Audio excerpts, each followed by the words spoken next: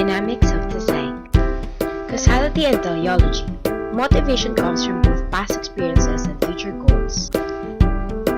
According to Jung, Freud focused on the causality while Adler focused on teleology.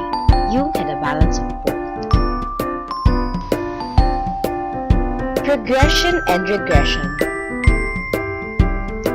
Both are essential to achieve individual growth and self-realization according to Jung. Progression is the forward movement.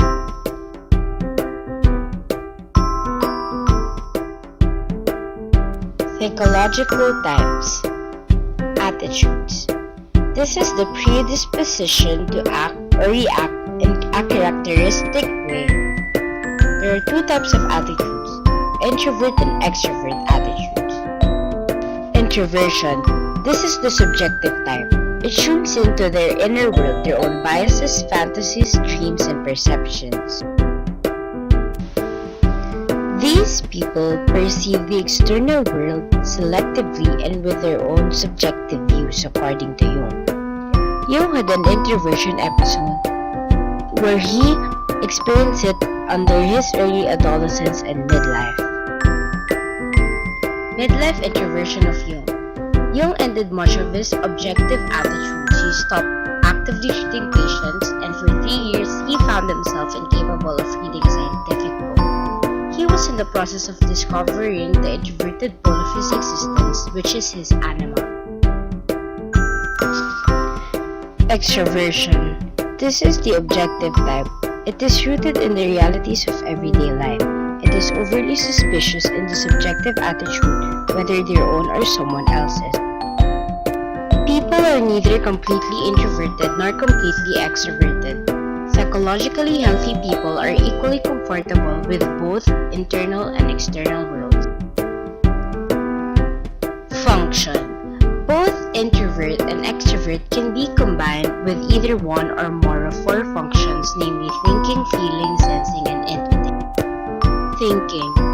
This is the logical, intellectual capacity that produces chains of ideas.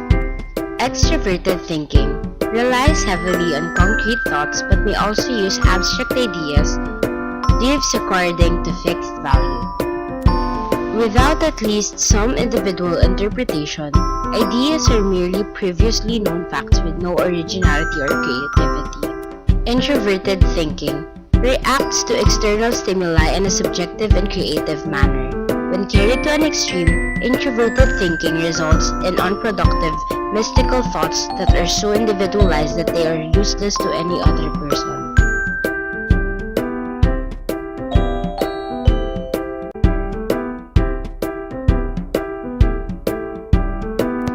Feeling. This is the evaluation of every conscious activity. It is different from emotion.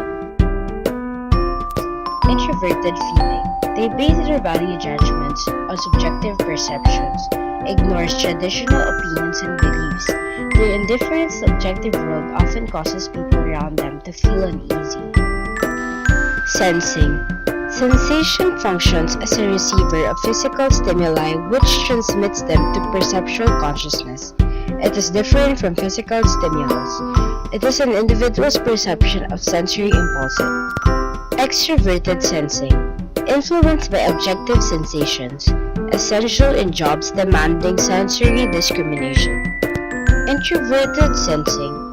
Influenced by subjective sensations, guided by their interpretation of sense stimuli. If carried to an extreme, subjective sensation may result in hallucinations and incomprehensible speech. Intuiting. Intuition involves perception beyond the workings of consciousness. It is more creative than sensing. It hunches about the past or future events when factual information is not available.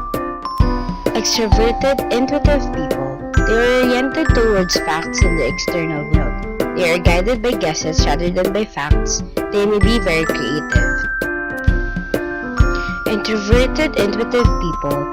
Guided by unconscious perception of facts that are subjective and have little or no resemblance to reality. Creates strange ideas, seldom understood by other people. Created using Powtoon.